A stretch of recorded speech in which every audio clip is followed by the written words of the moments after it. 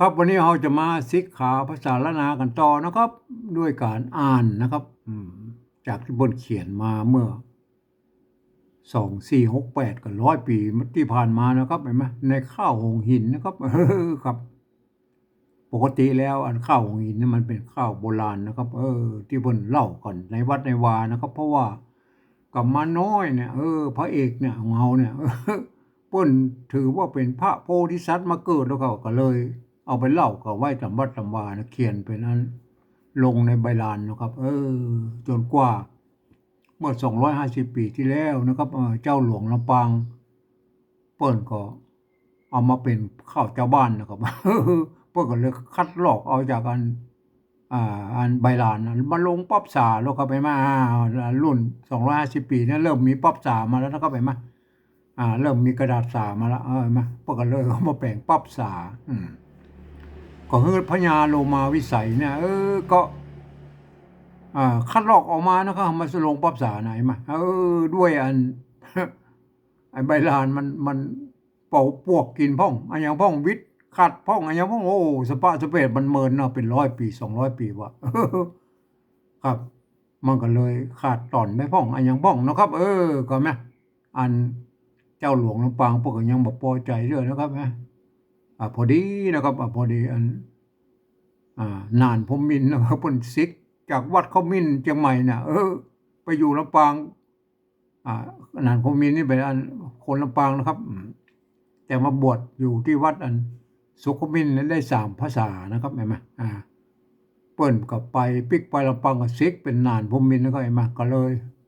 ได้เข้าไปทำงานอยู่ที่อันสำนักของอันเจ้าหลวงลำปางนะครับเปิ้นก็เลยฮืออันพญอันนานพรหมมินทร์ชำระข้าวหงหินต่อนะครับ เอาไปมานะเสร็จเรียบร้อยแล้วโอ้อันพญาอันเจ้าเมืองลำปางเปิ้นอันชอบใจนะครับเปิ้นก็เลยตั้งชื่อคือนานพรหมมินทร์ ชื่อใหม่แล้วก็คือพญาพรหมแล้วก็ ได้ได้ชื่อพญาพรหมอันนั้นก็เป็นฉบับของลำปางเนาะข้าวหงหินนะครับเห็นไหมสำหรับอันเชียงใหม่นั้นเปิ้นก็มีฉบับหนึ่งครับเจ้าสุริยวงศ์เปิ้นเป็นคนอันคัดลอกมานั่นน่ะบ่ใช่เจ้าสุริวังบางคนก็ไปนึกว่าเจ้าสุริวงศ์เป็นคนแต่งนี่หรอบ่ใช่นะครับข้าวหินมันเพิ่นเล่ากันในวัดในวาตั้งแต่โบราณมาแล้วนะครับอย่าไปเข้าใจผิดนะครับมันมีสปะที่วัดนะครับแบบว่ามีทั่วไปนะครับแหมมาเจ้าสุริยะพวกกันเล่าอันชำระอันมานะครับก็คือเอามาลงปรับษาแบบเดียวกันนะเห็นไหมก็มาถึงปัจจุบันเนี่ยส่วนใหญ่ก็จะคนก็ฮู้หันว่าเป็นอันข้าวอันหงหิน อันเจ้าสุริยะวงศ์ฉบับเจ้าสุริยะวงศ์เห็นไหมมันก็มีฉบับเจ้าสุริยวงศ์ฉบับอันนั้นละปางเห็นไหมมันมีไหมฉบับของพญาพรหมเนี่ยเห็นไหมมันมีหลายฉบับแล้วกันไหมป่ะอันนี้เห็นไหมก็อันที่ผมจะอ่านวันนี้นะมันเป็นแฮมฉบับหนึ่งนะครับไม่ใช่กันของลำปางแล้วก็ไม่ใช่ของอันเชียงใหม่นะครับเห็นไหมมันเป็นข้าวหงหินนะเห็นไหมมันก็ว่ามันก็หมูจะวัดวานอันใดนะก็เห็นไหมเปิ้นก็เอามาเขียนคัดลอกมาเมื่อวันปี2468นะ100 ปีนี่มันได้นะก็ใหม่ๆนะ100 ปีนะเห็นไหมแต่ก็ยังว่านะมันก็เป็นภาษาที่มันกลางเก่ากลางใหม่หน่อยนะครับ ก็คือภาษากลางเก่าก็คือกลางใหม่กลางอันเก่าๆแท้ๆเมื่อภาษาละนาของเฮานะครับเห็นไหมเมื่อ400-500 ปีที่แล้วเนี่ยมันเกิดใหม่ๆยุคต้นๆภาษาละนาเพิ่นว่ามีไม่เหาะไม่ค่อยจ้างแล้วก็คือไม่เอกไม่โทน่ะ เพิ่นก็พันเสียงไปตามมันบริบทนั่นแล้วก็เห็นไหมโอเคนะครับ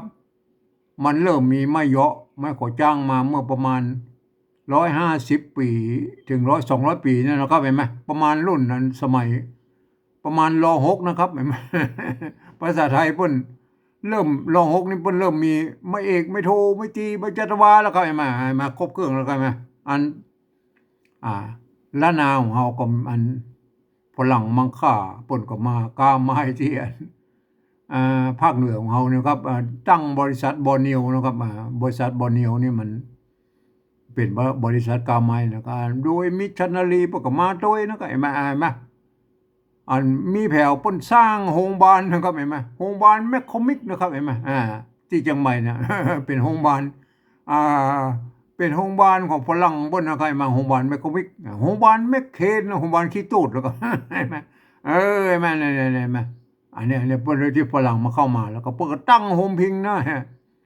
ตั้งโรงพิมพ์นะครับก็คือเปิ้นสิกขาประสาทนาเรียบร้อยแล้วเปิ้นก็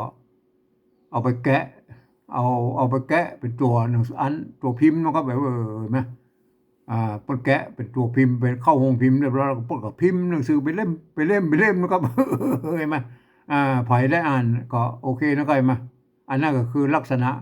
ของอันฝรั่งที่เปิ้นอันชำระมานะก็คือเปิ้นใส่ไม้เอกไม้โทมาโดยนะคือไม้เหาะไม้ก่อจ้างนะครับไม้ก่อจ้างก็คือ2ซัดนะครับเห็นไหมซัด2กำแล้วมันเป็นไม้ก่อจ้างเห็นไหมโอเคนะครับอันนี้คือฝรั่งนะครับเห็นไหมหลังจากนั้นมามันเมินมานานแล้วครับ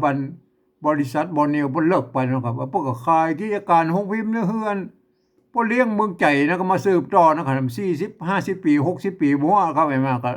จนกว่ามาถึงปัจจุบันเนี่ยเห็นไหมพวกก็ได้เลิกไปเหมือนจากบ่เนี่ยอันผู้เลี้ยงเมืองใจนะครับเห็นไหมพวกก็ยังพิมพ์ตัวหนังสืออันของฝรั่งนั่นนะครับเห็นไหมโอเคนะครับแต่อันฉบับที่ผมจะอ่านวันนี้ให้ฟังเนี่ยมันเป็นฉบับของอันที่เพิ่นคัดลอกมานะครับจากวัดวานไหนบ่ฮู้ บ่ฮู้เนี่ยแต่ก็ยังว่านะไอ้มัน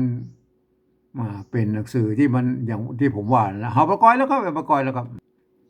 เนี่ยเห็นไหมหนังสืออันที่ว่าเนี่ยเห็นไหมอันนี้สมมติว่าอันบเดียวเนี่ยเห็นไหมไม่ชัดนะไม่ใช่อันนี้ไม่ชัดนะไม่ชัดอันนี้ไม่ย่อไม่ย่อพวกก็ย่อขีดไว้ยังนะครับไหมแล้วก็ไม่ชัดแล้วก็ย่อใส่ไหมเนี่ยย่อเนี่ยไม่ชัดก็ย่อใส่ก็เป็นไม้ขอจ้างไงโอเคนะครับไหมมาบางเกลือเปิดอันอย่างนี้ก็2ซัดเนี่ย2ซัดก็มีนะครับไหม ก็แล้วแต่นะครับมาอันนี้มันเป็นรุ่นที่มัน100 ปีแล้วไอ้มาเปิ้นก็มีเยอะไอ้มาโอเคนะครับครับเฮามาอ่านเลยนะครับไอ้มาวันนั้นก็ตึกมาเท่านี้เนาะครับจ้างฟังนาแน่คักนะครับแน่คักโอเคนะครับแน่คักเฮามาถึงนี่แล้วก็ไอ้มาครับเฮาไปต่อแล้วนะครับวันนี้มาถึงอันตอนใหม่นะครับอันก็อันนี้มันจบถึงอันตอนที่ว่าฮกกับมานนะมันเล่าให้ป่อเพิ่นฟังนะครับเจ้าเมืองปราน่ะ พญาปราโป่งเป็นผู้เป็นใบนะครับเห็นไหมอันนี้จริงนะครับจริงหรือจริงนะครับเห็นไหมมันมีไม่ย่อก็จริงหรือจริง ก็แล้วแต่นะครับจริงแล้วก็จริงไม่ไก่ตัวจ้าไม่ขอจ้างใจนะจริงใจเห็นไหมถ้าจริงใจมันก็มันบอกคร่าวๆนะก็จริงใจอันนี้ตู้ตานะฮะตู้ตา ความจริงถ้าบอกของลำปางบนตุ๊ตาแล้วก็ใส่ตัวตาเนี่ยตุ๊ตานะครับอันนี้เป็นตู้ตา โอเคนะอันตู้ตาหรือตู้ตาก็แล้วแต่หมายความว่าอันนั้นคนที่มันเป็นล่ามนะเป็นล่ามเป็นห้องว่าเป็นล่ามเป็นล่ามใจนะมาตู้ตานะครับไปเนี่ยมาไปก้อยไปก้อยไม่ใช่ไปก้อยมันก็เยาะไปมั้ยเยาะใส่ใบก้อยถ้าไปเยาะก็เป็นก้อยนะครับไม่ใช่ไปก้อยอันนี้อย่างตัวซะไม่กาไม่ซัดเห็นไหมไม่ซัดนี่มันเป็นไม่เป็นไม่กักนะครับเห็นไหมแทนตัวกะสะกดอยู่ตรงรูปนี้ไปก้อยซากยักนี่ตรงตัวนะครับยักพวกเขียนนะมันมีไม่มันมียักแบบตัวกะลันตัวอย่างซะอย่างเอายักนะมาเขียนตรงๆหน่อยมั้ยฮือนะครับอันเนี้ยฮือหันนะครับฮือหันแน่แจ้งกลับมาเนี่ยใจตุ๊ตาไปละเฮาไปพอแล้วไอ้ที่อันไอ้หกองค์เนี่ยมันไปฆ่ายักษ์ตายมันตายแน่ก็เห็นมั้ยมาตู้ตาคนใจนะครับตู้ตาคนใจก็ฮีบฮีบอาสานะครับฮีบอาสา ไปไปไปเนี่ยไปถึงนะไปถึงไปถึงไปถึงอย่างโอเคแล้วก็ไปถึงอ่ะบรรทัดใหม่นะครับไปถึงไปถึงนะครับไปถึง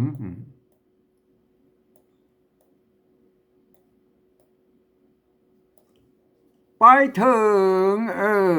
ฐานะนะครับไปถึงฐานะยักษ์ตายแม่นมันตายแต้เว้ยตายแต้นะครับตายแต้แม่นมันนะครับแล้วกลับมาแล้วกลับมานะครับมาไปพอมันตายแล้วกลับมาฮีบเหี่ยวฮีบเหี่ยวรีบเร็วฮีบเหี่ยวแล้วก็ฮีบเหี่ยวจันอันนี้จันเห็นไหมซัดสองซัดที่สองก็เป็นไม้อันไม้ก่อจ้างนะครับเห็นไหมซัดแรกเป็นไม้พัดฮีบเหี่ยวจันเห็นไหมจันเนี่ยอันไม่ซ้ำคำมันของเอาของไทยมาใส่นะก็ ความจริงถ้าเป็นเมืองนะฮะใส่จันนะก็ใส่ไม้สองน้อยนะก็เป็นซ้ำนะครับเถิงนะครับเถิงในวังเถิงในวังลวดนะครับลวดแล้วขึ้นลูดแล้วขึ้นไปแล้วลวดขึ้นไปไว้สาว่าตายว่าตายบกแก้วนะครับว่าตายบกแก้วหันซาก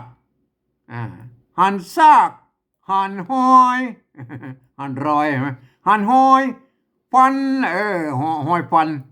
หันหอยฟันนะครับเห็นไหมหันหอยฟันกำนะกำหนึ่งนั้นนะครับกำหนึ่งนั้นกำหนึ่งนั้นถูกคอสะกันนะครับถูกคอสะกัน มันมีอันเดียวนะมันแผ่ใหญ่เพื่อนถูกคอสะกันนะครับโอเคแล้วกันไหมอันบรรทัดต่อไปนะครับถูกคอสะกันอันปุดนะครับปุดสะบันปุดสะบันปุดสะบันนะครับบ่ติดล่างได้มาบ่ติดล่างได้กับเฮาโอเป็นเมืองนะกับบ่ติดห้างได้นะห้างได้เอาไตยวนนะครับไตยวนพญาแล้วก็พญาปะลานะครับอันนี้ปะล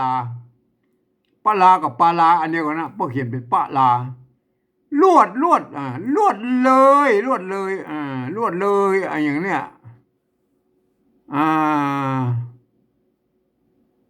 ลวดเลยกั้งไว้นะครับลวดเลยกั้งนะครับกั้งไว้นะครับอันนี้ลวดเลยกั้งไว้ว่าสาธุลูกสาธุลูกโตนบุญนะครับอันนี้มันเป็นอันข้าวยุบลงบาทนะลงใช่ไหมมันสั่งมีสั่งมีเลดลิตเลดลิตมันน่าจะเป็นเดดลิตนะครับเลดลิตสั่งมีเลขลิตมันถ้าจะเลดลิตมันเลดลิตสั่งปนเลดก็เลดแล้วก็มาสั่งมีเลดลิตมันน่าจะเป็นเดดนะครับไหมเดดลิตอย่างเงี้ยนะครับไหมอันสั่งมีเลดลิตเลดลิตก็เลดลิตก็เดี๋ยวเอาไปค่อยบูแล้วนะบนอันถ้าเอาปริวัติละเหลือนะก็เหลือกว่านะก็เนี่ยตัวกกะกำตัวว่ากว่านะครับเหลือกว่าค่ากูนไม่กูนี่อันเดียวกันนะเห็นไหมค่ากูนนะค่ากูนเป็นนั่นก็เป็น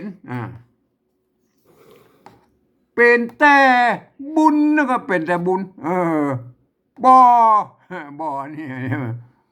อันนี้ไทยบ่เอาก็ให้บ่แล้วก็บ่อย่างเอาโอเคแล้วก็บ่เป็นแต่บุญบ่เป็นแต่บุญบ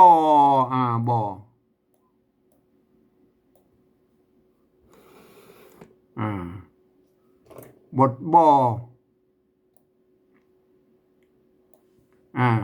เป็นแต่บุญบ่ตายยักฆ่ายักบ่ฆ่าสู่เขาก็ดีแล้วเฮ้ยเป็นแต่บุญได้ละตัวใหญ่โต มันโตบ่เนี่ยจดไม่โกบาลีครับไม่โกบาลีตัวใหญ่โตมาตัวใหญ่โตอันเปิ้นหมายถึงอันตัวเก่าเปิ้นน่ะเนี่ยพญาปลาน่ะ ตัวใหญ่โตยังบ่เป็นหน้ายังบ่เป็นหน้าเดี๋ยวมาอันเนี้ยนั่นตัวเพิ่นว่าตัวเพิ่นน่ะยังบ่เป็นหน้าพญาปลาเอ่อฟังฟ้าวข้ามามันยังบ่มีปัญญาไปฆ่าอันยักษ์ได้แล้วมันมาอยู่นี่มันเป็นมนต์แล้วจักกึดจักกิดทำให้มันทำกับธรรมะนะใช่ไหมมันบอกทำไม่กล่อมนะใช่ไหมจักกึดทำขวัญจักกึดทำขวัญอันจักนี่บนไม้ซัดนี่ก็คือไม้กักนะครับมันแตนตกกะทั้งลูกนี่โต้ยแล้วก็ทำหน้าที่เป็นไม้พัดโต้ย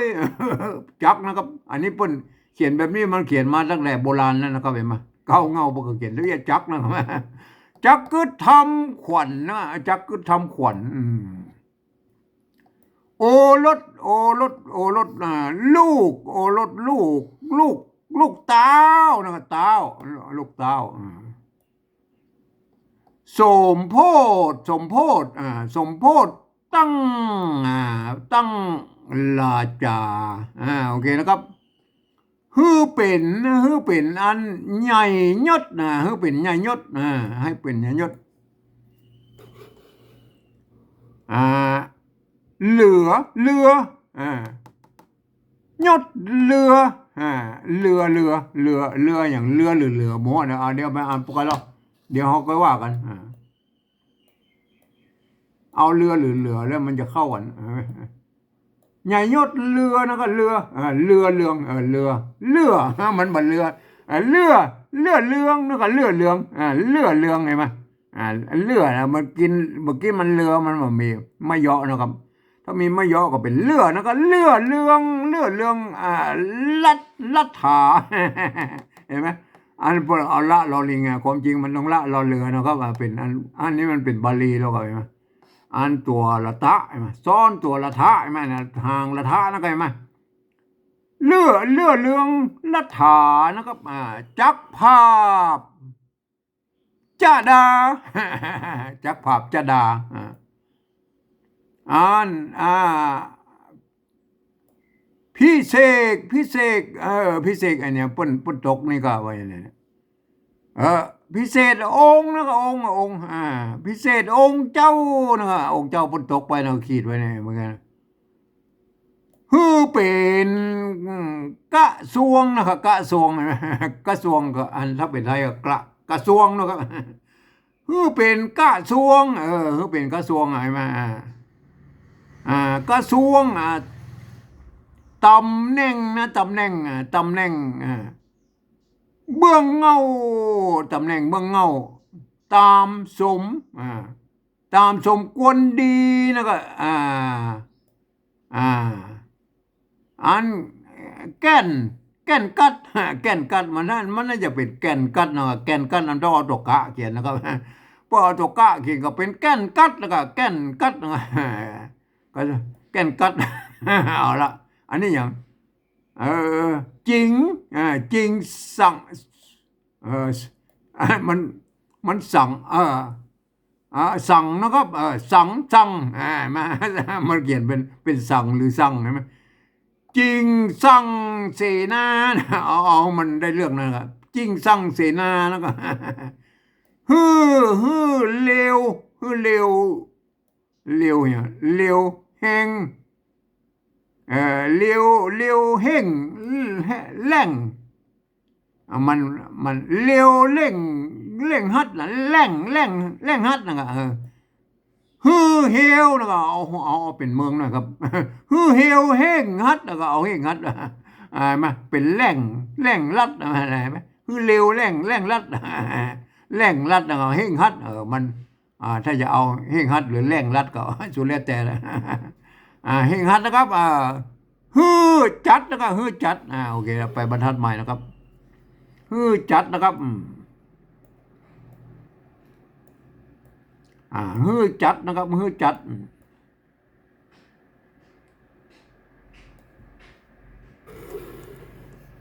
ฮือจัดเครื่องอันนี้ตรงตัวนะครับเครื่องเห็นไหมไม้เกลือสมัยก่อนพ่นใจเมกินะครับเห็นไหมเมกิเครื่องเล่นนานะครับนาอันนี้พ่นใส่ซ้ำจังบนบุละอันนี้เป็นค่าขว้างค่าขว้างลลำมอนคนจริงมันต้องเอาเป็นตัวละรอเรือนะครับเห็นไหมลำมอนเพิ่นเอารอลิงเขียนลำมอนม่านเงี้ยวนะครับม่านเงี้ยวลำมอนม่านเงี้ยวดึงมอนดึงเงี้ยวม่านกับพม่านะครับมอนก็คือมอนเจ้ามอนนะครับเห็นไหมมอนมากระโทอันม่านนี่เป็นพม่าเงี้ยวกับอันไตใหญ่นะครับเห็นไหมลำมอนม่านเงี้ยวถึง3 อันเผ่าพันธุ์นะครับหลายหลายหลายเรื่องเนี่ยมันไม่ใช่เรื่องนะครับหลายเรื่องภาษานะโอ้ถึงมอนมันเงี้ยวมันหลายเรื่องภาษาเนี่ยมะโนลามะโนลาจากใต้บุญนะครับใช่ไหมนครนครเจ้าใต้ไม่ใช่เจ้าใต้หน่อยเจ้าใต้จักรยนต์จักรยนต์อย่างครับจักรยนต์จักรยนต์เขิงตัวหน้าด้วยเขิงหนังนะครับจักรยนต์เขิงหนังลำเคียนเวียนไส้เจ้าเวียนลำเคียนเวียนไส้นะครับเห็นไหมปล่อยนกในปล่อยนกในอันสุ่มปกนะครับสุ่มปกเห็นไหมอันนี้สุ่มปกไตแล้วก็ไตอันนี้เอาตึกสุ่มปกนี่ครับไตนี่เอาไว้เขาหน้านะครับเอาไปก่อยอันปริวัติไว้นะครับครับอันปริวัติเป็นภาษาไทยไว้นะครับเห็นไหมโอเคนะเป็นภาษาปริวัติละนาแบบที่3นะครับตามสำเนียงของไตยวนนะครับตามที่ผมบเห็นไหมโอเคนะครับจริงใจตู้ตาเพิ่นเขียนตู้ตาก็ตู้ตาด้วยเนาะอันเปิ้นความจริงมันอันถ้าเป็นอันตุ๊ตาเนาะตุ๊ตามันเป็นแปลว่าเป็นล่ามใจนะครับเห็นไหมโอเคนะครับเปิ้นตู้ตาเขาก็เขียนไปเป็นตู้ตาเพราะฉบับอันนี้มันเป็นฉบับนะมันไม่ใช่ของลำปางและของเชียงใหม่แล้วก็ไปก้อยสักยักไปก้อยสักยักฮือหันแน่แจ้งกลับมาไปอันพญาปลาสั่งใจไปละตู้ตาคนใจก็ฮีบอาสาไปถึงธานายักตายแม่นมันตายแต่เรายักตายแต่เลยไปพอละไปพอแล้วนะครับ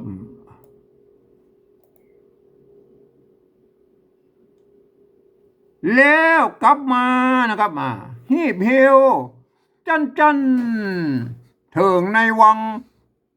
ฮอดแล้วไปแล้วก็มาละตั้นใจแรงมาขึ้นไปไหว้สาว่าตายบอกแก้วตายบอกแก้วนะครับเอาไปใส่เอาไม่เอกนะครับไม่เอกว่าตายบอกแก้วหันสักหันหอยฟันบัดมันมีหอยฟันอยู่นะก็สักหันหอยฟันแล้วก็มากำนี่นอนเนี่ยฟันกำเนี่ยถูกคอสักกันมันคอมันพุทธสะบันพุทธสะบันนั่นแหละพุทธสะบันบทติดห้างได้มันคอมันพุทธไปเลยแล้วก็เนี่ยไอ้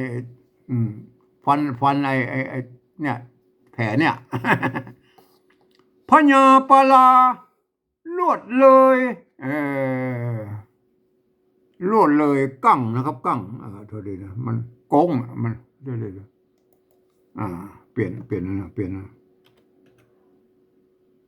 ลวดเลยกั้งไว้นะลวดเลยกั้งไว้ว่าสาธุลูก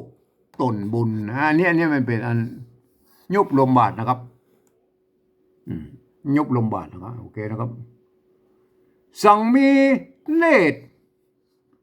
สั่งมีเลดลิดเดดลิดเนี่ยมันเป็นเลดลิดกับเลดลิดเอาเดดลิดดีกว่าเนาะเลดลิดเอาเดดลิดดีกว่าสั่งมีเดดลิดมันเข้าท่าก่อนนะเดดลิดเปิ้นเขียนเป็นเลดลิดเฮาโบราณะเปิ้นนะครับสั่งมีเดดลิดเหลือกว่าข้ากูนข้ากูนเป็นแต่บุญบ่ตายยักข้าไอ้สู่เขา6 คนน่ะ6 องค์น่ะบ่ตายยักข้าไปกับบุญแล้วนะมาตัวใหญ่โตมาเปิ้นนึกถึงตัวเก่าบ่เนาะยังบ่เป็นหน้ายังบ่เป็นซะยังวะพญาปลาฟังฟ้าวนี่ก็ถึงตัวเปิ้นนะก็มาเอาละจักกึดทำขวัญจักกึดทำขวัญทำในเปิ้นเขียนเป็นธรรมะแล้วก็ทำขวัญน่ะจักกึดทำขวัญมาโอรสลูกเต้า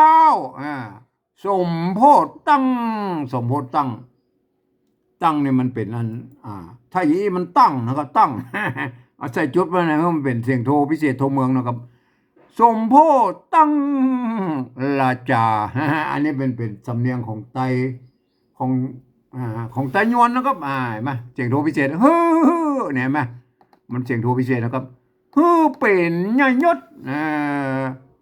เลื่อเรืองรัฐาจักพายหรือภาพจักภาพจดาหรือพายจดาพิเศษองค์เจ้าเป็นกระทรวงตำแหน่งเบื้องเงาตามสมควรดีมันมีตัวว่าแวน2 ตัวดูดีนะตามสมควรดีแก่นกัดนะครับแก่นกัดมาความจริงมันเพื่อจะเขียนเป็นแก่นกัดเราไม่เอาตัวกะเขียนกับแก่นกัดนะครับเห็นไหมจริงสั่งเสนาเฮวเฮงฮัดจัดเครื่องเล่นนาลำมอนม่านเงี้ยวถึงมอนถึงม่านถึงเงี้ยวเห็นไหมมันมีลำหลายเรื่องภาษามโนรานักกรเจ้าไต้เอาแผ่วโนราบอกมาเดี๋ยวจักยนต์เขิงหนังจักยนต์เขิงหนังเป็นได้หมดมันเป็นของโบราณนะ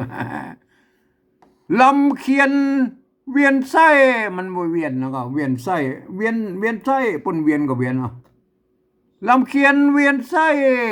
ปล่อยนกในสุ่มปกต่อยนกในสุ่มปกโอเคแล้วก็ครับอันยังมีต่ออยู่นะครับอันมันยังไม่จบเลยนะครับพวกวันพุกก็กันต่อนะเพิ่นยังมีการละเล่นอย่างหัวก็ว่ากันไปนะครับวันนี้เอาแค่นี้ก่อนนะครับ